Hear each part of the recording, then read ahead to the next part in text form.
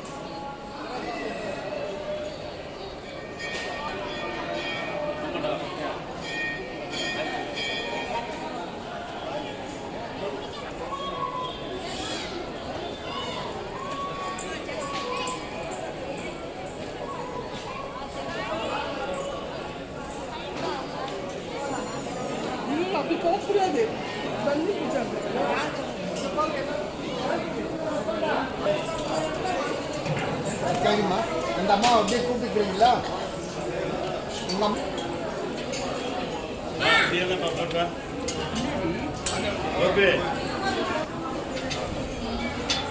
నిల్చుకుందిరా నీ దగ్గర తీసుకుంటారా రా ఇడిగా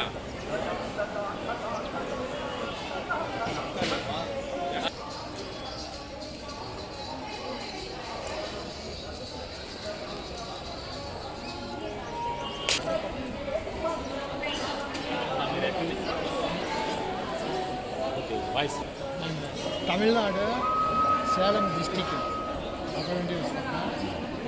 నిన్న దీనికోసం ఇంట్లో నుండి వెళ్ళి వస్తున్నా. ఇప్పుడే వచ్చి ఇక్కడ చేరుంటాను. ఇక్కడ మన రిలేషన్ ఉంటారు గుడి అతను వాల్మూడిగా ఇక్కడ వస్తుంది. నేను కొల్లకునాలు రావాలని నేను అది నేటిగా నాకు పని. తమిళనాడు ఎక్కడ మీద? Salem district. Salem district half an hour ముందు వస్తుంది.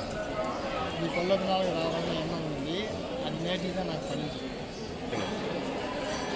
நீங்கள் எங்கே இருந்து வரீங்க? పలమనేరు.